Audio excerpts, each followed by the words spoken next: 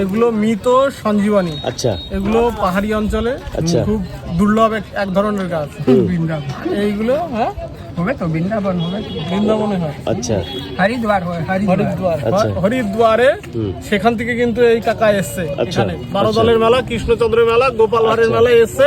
আর গোপাল ভাঁড়ের বংশধরকে বল। তপন পাল, আচ্ছা, বল। এরা বর্তমান সময়ে এটা মৃত সঞ্জীবনী গাছ। আচ্ছা, কয় টাকা করে দাম? হরিদ্বারে পাহাড়ি অঞ্চলে খুব ওমা, এই দুর্লভ গাছ। জল দিলেই হয়ে যাবে। এটা এইরকম মৃত্যুর মতো রয়েছে না, এটা জল লাগার সঙ্গে সঙ্গে এইরকম জীবিত হয়ে যাবে। আচ্ছা, এর জন্যই বলা হচ্ছে, আমরা আচ্ছা। সকলেই চাই যে আমাদের যে শরীর হ্যাঁ। প্রতিদিন দিন হ্যাঁ। এইরকম শুকিয়ে যাচ্ছে, আচ্ছা, শুকিয়ে সেটা যাচ্ছে। যাতে শুকিয়ে না গিয়ে এইরকম ভাবে হারা ভরা রহে। হ্যাঁ, হারা ভরা রহে। খেলে পরে, হ্যাঁ, খেলে পরে শরীর হারা ভরা রহে। এগুলো খেতে হয়। খেতে হয়। ओ एगुलो भेवेছি जले चुबाले ही हरा हो जाता है, लेकिन ये अंकल कह रहा है इसको खाना पड़ता है।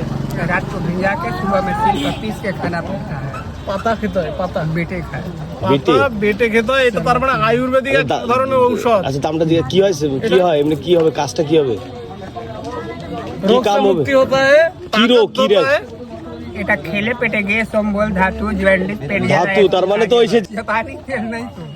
তাহলে এগুলো সাধারণত মানব জীবনে যে রকম রোগ হয় না প্রতি সব সময়, হ্যাঁ। টক্সিনের কারণে টক্সিন। শরীরের মধ্যে প্রচুর পরিমাণে যখন টক্সিন জমা হয়, এই জন্য পরিশ্রম করতে বলে, ডাক্তার সকালবেলা হাঁটতে বলে। আচ্ছা, দেহের মধ্যে যে একত্রীভূত যে টক্সিন আছে, সেই টক্সিনগুলো যখন বের হতে না পারে, তখন কিন্তু দুরারোগ্য ব্যাধিতে সংক্রমণ আক্রান্ত হয়। আচ্ছা। তো এই যে গাছগুলো, এটা দাম মৃত কত? সঞ্জীবনী গাছ। এটা দাম জলের কত? মধ্যে। দাম? এগুলোর দাম কেমন আছে আঙ্কেল? ঠিক আছে, এগুলোর দাম 20 টাকা। পাহাড়ি অঞ্চলে পাওয়া যায়। কতদিন থাকবে জলে ভিজে রাখলে?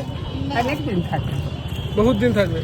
তাহলে এসছে এ হরিদ্বার থেকে এসছে, বৃন্দাবন থেকে এসছে, আর 12 রাসের দলের মাল লাগে এই মেলা, কটাই? কৃষ্ণচন্দ্রের মেলা, গোপাল ভাঁড়ের মেলা এসছে। মৃত সঞ্জীবনী গাছ একদম গেটের সামনে, একদম মূল যে গেট। আচ্ছা, এই যে গেট।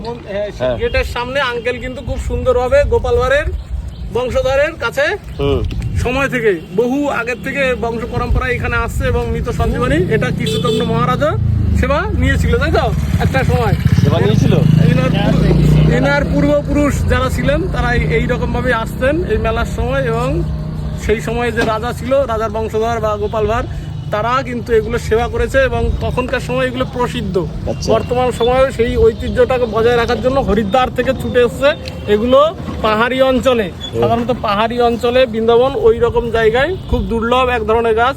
এটা আমি ভাবতাম যে, এতদিন ভাবতাম যে এটা জলের মধ্যে দিলে জীবিত হয়ে যায়। আর আঙ্কেলের কাছ থেকে আজকে প্রথম শুনলাম যে এই পাতাগুলো ভিজিয়ে রাখার পরে যখন সবুজ হয়ে যায়, না, মানে গাছটা ভিজিয়ে রাখতে হবে, তারপরে যে জলটা হবে সেটা খাইতে হবে, তাই তো? না, জল না, পাতা পাতা? বেটে ও, পাতা বেটে বেটে সেবা করতে হবে। তাহলে দেহের মধ্যে যে টক্সিন আছে না, সেই টক্সিনের কারণেই সব রকম রোগ তৈরি হয়। সেই টক্সিনটা দূরীভূত হবে, দেহের থেকে বের হয়ে যাবে পয়জন। আচ্ছা। তাহলে আপনি সুস্থ হয়ে যাবেন। ওইখানে একটা ঘড়ি, এটা বড় ঘড়ি। এই ঘড়িটা কি রাজার বাড়ি থেকে আসলো নাকি? রাজার বাড়ি ঘড়ি?